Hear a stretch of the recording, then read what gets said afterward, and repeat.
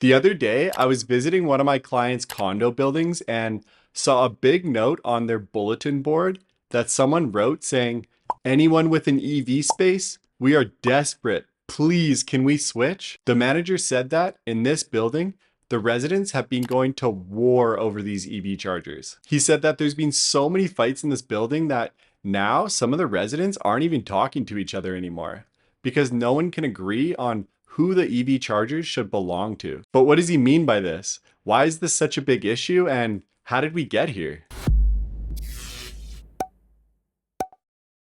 But first, if you're wondering who I am, my name's Trevor and I helped launch 2 successful EV charging startups.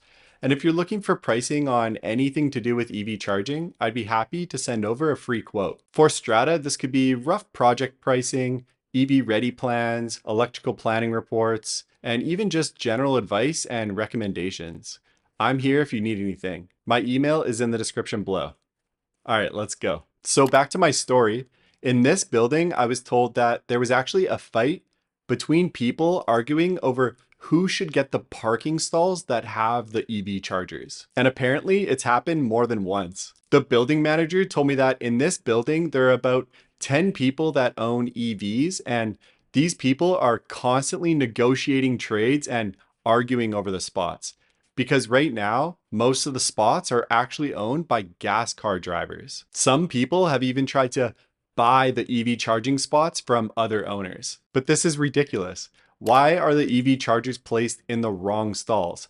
Shouldn't they be in the stalls with people that actually drive EVs? Is it just first come, first serve, or is it stuck this way? Well, in order to figure out how we arrived at this problem, we need to take a little trip down memory lane. And it all has to do with the changing rules that the government has put in place. And I'll just give you the highlights. Things are kind of out of whack because it all comes down to timing. Back in 2018, the city of Vancouver introduced a new rule that said all multi-unit residential buildings, or MERBs, need to be built with 20% of their parking stalls EV ready. And EV ready just means that the stall is ready to have an EV charger with all the wiring and everything. But only a year later, they upped the ante and said that now all new MERBs need to have 100% of their stalls EV ready. Okay, so what's the big deal?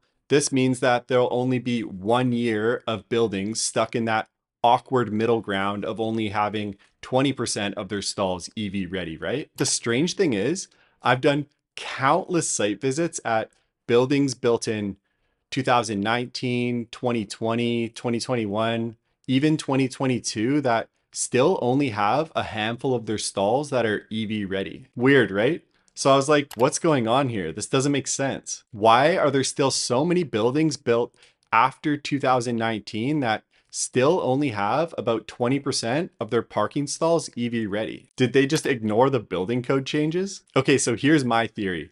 I think that developers saw that these new rules were coming and they realized that it was going to cost them more money to build these buildings. So I think that if they had any buildings planned in the near future, they just rushed to submit the building permits to the city before all the rules changed. So even if they had a building that wasn't scheduled to be finished until, let's say, 2021, they submitted the building plans early so they could lock in those old rules, which would save them a few $100,000. This would explain why some buildings that are built after 2019 still only have about 20% of the stalls EV ready. It's actually pretty smart. Technically, they're still following the rules and saving money. Now, I haven't read this anywhere, and I don't know if this is a solid fact, but this is just my theory based on my personal experience and what I've seen out there. Okay, so what's the problem? 20% of stalls is still quite a lot, and not everybody drives an EV, so shouldn't there be enough to go around?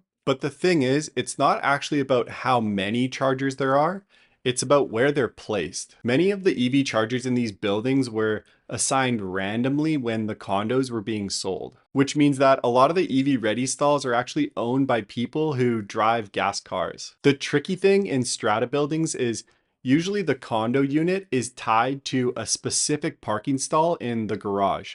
So if you own that unit, you own that stall. The parking stalls aren't just taken willy-nilly. And in buildings that only have 20% of stalls EV ready, they're usually all lined up together side by side and closest to the nearest electrical room because it just makes the most sense in terms of install and cost. Because it's not like the developers could see into the future and be able to tell which units the EV drivers would live in. They were just trying to meet building code and get everything installed for as affordable as possible. Okay, sounds pretty simple to me. Why don't they just trade spots? Why would a gas car driver care if they have an EV charger or not? Aha, good question. Because the people that were lucky enough to get an EV charger in their stall realized that they were lucky and now they refuse to trade spots. They're starting to realize how valuable they are. They kind of hit the jackpot with no extra cost. Why?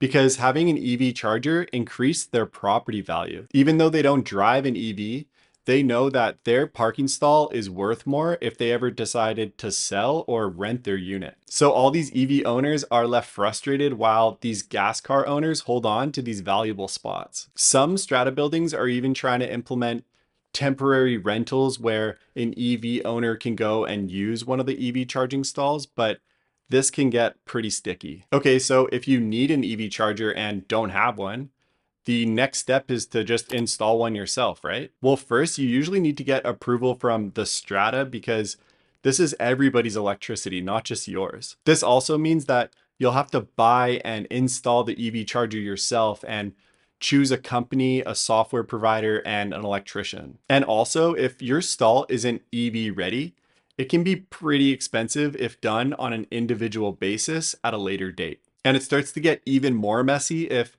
a building has a whole bunch of different level 2 EV chargers that aren't connected to the same network and they can't communicate with each other. You always want the EV chargers to be able to communicate with each other and use smart systems to balance the electricity load so it doesn't overload the draw on your building's power. And like I said, the big issue is electricity isn't free. If a building doesn't work together and implement a proper billing system, then EV drivers can start using electricity at the expense of everyone else. This is why most stratas have a monthly fee for anyone with an EV charger, let's say $30, $40 to cover the cost of electricity that they use. Every day that goes by, more people are driving electric cars, and this means that more requests will be sent in to the Strata for EV charging. So unless everybody in the building is on board with a plan, then problems can start to arise. And usually what I've seen happen is once the Strata has received enough requests from people about adding EV charging to the building, then it's usually added to the agenda to be discussed at the next Strata meeting. Some Strata tend to ignore the issue and some get in front of it and put a solution in place with a plan. And this is good because having everyone on board with a plan to install EV chargers together will make the whole process a lot smoother and a lot less expensive. But how do you get started with this? What's the first step? Well, speaking of plan, that's actually the first step, the EV Ready plan. So with the EV Ready plan, I guess like everything in life, the more information you have, the better decisions you can make. And with any strata building that I speak with, whatever stage they're in, I always recommend getting the 2 reports done. And those 2 reports are the EV Ready Plan and the Electrical Planning Report. They're packed with information about your building and will outline the options you have if you ever decide to make upgrades to your building. Again, I'm here if you need anything, and I'm happy to send over pricing for those reports if you need. Feel free to send me an email and I'm sure I can get that information over to you. And as always, I'd love if you were to subscribe to the channel and keep following the journey. Thanks so much for checking in, and I'll catch you on the next one. Cheers.